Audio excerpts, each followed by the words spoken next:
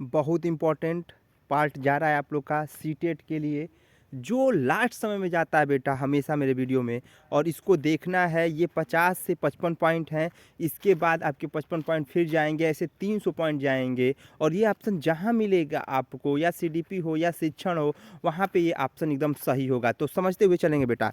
विद्यार्थियों को एकांकी तथ्यों और प्रक्रियाओं को याद करने योग्य बनाया जाए। देखो कुछ क्वेश्चन में आता है कि निगेटिव क्या है, तो जहाँ पे याद बनाना आ जाए वह क्वेश्चन एकदम गलत होता है, उसमें निगेटिव पूछेगा तो ये ऑप्शन आपका क्या हो जाएगा, सही हो जाएगा। क्योंकि बच्चे को तो पढ़ाना है लेकिन प्रक्रिया को याद करा कर नहीं पढ़ाना है। दूसरा क्वेश्चन बेटा, नई जानकारी को पूर्व जानकारी से जोड़कर या सिखाकर। जब भी बच्चे को वो आपके स्कूल में एडमिशन के लिए जा रहा है तो उसे नई जानकारी और पुरानी जानकारी दोनों को पता करके उससे जोड़कर जब पढ़ाएंगे तो उसकी जो जानकारी होगी वो अस्थाई जानकारी हो जाएगी, और उसका जो व्यवहार होगा बेटा वह अस्थाई हो जाएगा।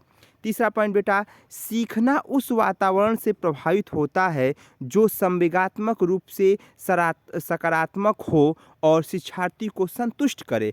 भाई सीखेगा तो वातावरण के द्वारा सीखेगा। पहला बहुत इंपॉर्टेंट पॉइंट है बेटा, जब तक वातावरण सही नहीं होगा, यही ऑप्शन मिलेगा मेरे लाल, जब तक वातावरण सही नहीं होगा, वातावरण अच्छा नहीं होगा, अनुकूलन नहीं होगा, तब तक वो सीखेगा नहीं। और जब तक वो सीखेगा नहीं तब तक वो संतुष्ट नहीं होगा, और संतुष्ट नहीं होगा तो उसका संवेग अच्छा नहीं होगा, और संवेग अच्छा नहीं होगा तो सकारात्मक नहीं होगा। हर हर महादेव, एकदम इंपॉर्टेंट है भैया, रामबाण चल रहा है।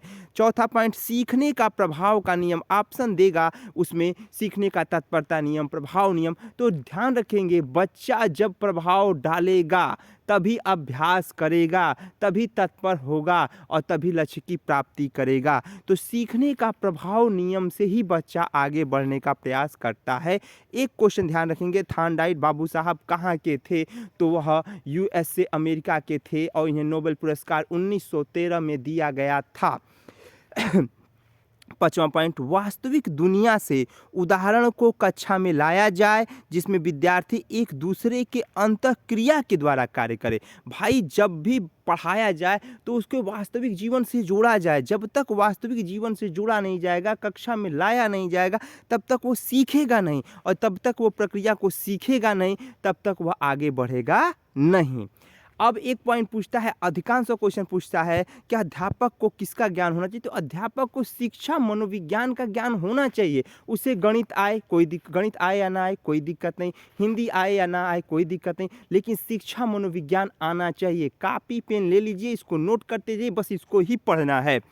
अपने सीखने का स्वयं परीक्षण करने योग्य। जब बालक अपना जब सीख रहा है तो उसका खुद आकलन करेगा तो वह आकलन अस्थाई होगा। जब तक खुद आकलन नहीं करेगा, खुद नहीं सोचेगा कि मैं कहाँ तक लक्ष्य की प्राप्ति किया हूँ, तब तक वह अस्थाई नहीं होगा। नेक्स्ट पॉइंट है, व्यवहार का अध्ययन सीखना है। वह पूछेगा कौन सा ऑप्शन गलत है, तो बेटा सीखने से व्यवहार परिवर्तन होता है लेकिन व्यवहार से सीखना नहीं होता है। तो यह निगेटिव क्वेश्चन है, इसमें जरूर आएगा। तो व्यवहार का अध्ययन सीखना है, वह निगेटिव पॉइंट है। व्यवहार का अध्ययन सीखना नहीं, सीखने का अध्ययन व्यवहार का परिवर्तन है। नौवां पॉइंट, लिखते जाइए, रटते जाइए, याद करिए, समझिए। नहीं समझ में आ रहा है तो बताइएगा और कमेंट बॉक्स में बताइएगा ये तरीका कैसा है। नौवां पॉइंट, दुनिया के बारे में अपना दृष्टिकोण निर्मित करने में शिक्षार्थियों की भूमिका पर बल देना। जब बालक स्कूल में आ रहा है, विद्यालय में आ रहा है, तो सभी चीज़ों की भूमिका पर वह कार्य करेगा या बल देगा, तभी जाकर वह आगे बढ़ेगा। नेक्स्ट, अक्षमता के अनुरूप विभिन्न पद्धतियों का प्रयोग करके। ध्यान रखेंगे, क्षमता वाले बालक, अक्षमता वाले बालक, जैसे कोई भी बालक है, जब उस पर विभिन्न प्रक्रिया के द्वारा बल देके विभिन्न प्रक्रिया के द्वारा सिखाया जाएगा, प्रत्यक्ष ज्ञान से सिखाया जाएगा, मूर्त ज्ञान से सिखाया जाएगा, तो कहीं ना कहीं उसका ज्ञान अस्थायी हो जाएगा मेरे बालक। तो जब भी कोई भी बालक है उसे विभिन्न प्रक्रिया के द्वारा सिखाने का प्रयास किया जाए। वीडियो एकदम सुनना है, जहाँ क्लियर नहीं होगा पूछेंगे। 11 पॉइंट, शैक्षिक संस्था ही एकमात्र संस्था है जहां अधिगम प्राप्त हो। एकदम ऑप्शन ये पूछेगा कि कौन सा ऑप्शन गलत है, वो गलत वाले ऑप्शन पे ये है।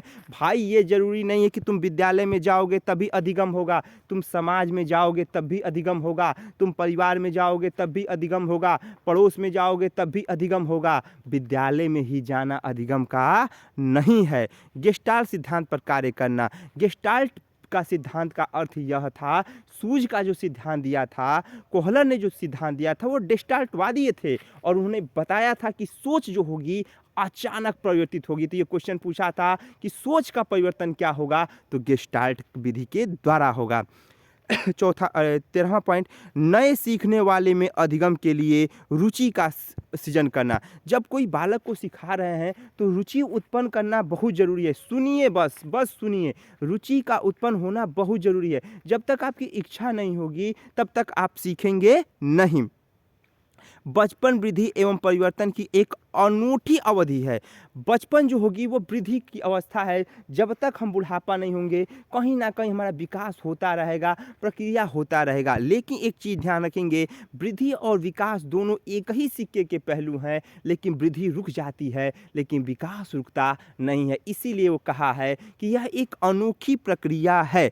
अग्र सक्रिय करना, जब बालक पढ़ रहा है या भाग रहा है, दौड़ रहा है, खेल रहा है, तो उसे आगे बढ़ाने का प्रयास किया जाए, उसे सक्रिय किया जाए, ना कि निष्क्रिय किया जाए। बच्चा कई प्रकार से सीखा करता है। ये भी पॉइंट पूछेगा कि बच्चा एक प्रकार से सीखता है, एकांकी रूप से सीखता है। नहीं बेटा, वो विभिन्न रूप से, कई प्रकार से, कई प्रक्रिया के द्वारा, व्यवहार से, समाज से, पड़ोस से, सभी से सीखता है। ध्यान रखेंगे बेटा, क्वालिटी पर ध्यान नहीं देंगे, आप बस ध्यान देंगे क्वेश्चन पर, पॉइंट पे। और मैं अपने पुराने स्टूडेंट जो हैं या नए स्टूडेंट हैं उनसे बस यही कहूँगा कि आप वीडियो को देखिए और बस ये बताइए कि तरीका कैसा है। मैं एकदम उसी तरीके पर काम करूँगा और सीटेट में जो हमसे जुड़ता है वो पास होके जाता है मेरे लाल। या वो 2 बच्चे हों या 20 बच्चे हों या 50 बच्चे हों या 500 हो, तो हर हर महादेव, एकदम आप लोग जुड़ जाइए और सभी बच्चे पास होके जाएंगे। विद्यार्थियों को सदैव सीखने के लिए प्रेरित करना। भाई जब विद्यार्थी पढ़ रहा है ना तो उसे प्रेरणा दीजिए, उसको सिखाइए कि बेटा तुम कर सकते हो, तुम्हारे में वो क्षमता है।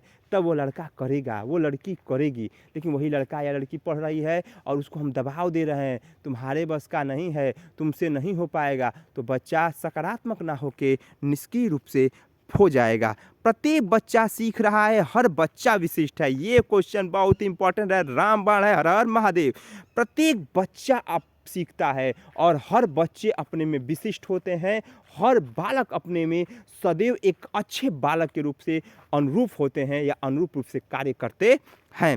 नेक्स्ट क्वेश्चन, त्रुटियां अधिगम की प्रक्रिया का भाग है। जो बालक गलती करेगा तभी अधिगम होगा, तभी सीखेगा। भाई अब बात को समझिएगा, आप गाड़ी चला रहे हैं, आप सोचें कि मैं गाड़ी चलाऊंगा, गिर जाऊंगा, पड़ जाऊंगा, चोट लग जाएगी, तो आप नहीं सीख पाएंगे। गलतियां करेंगे, गलतियों से ही सीखेंगे। इसी प्रकार से जब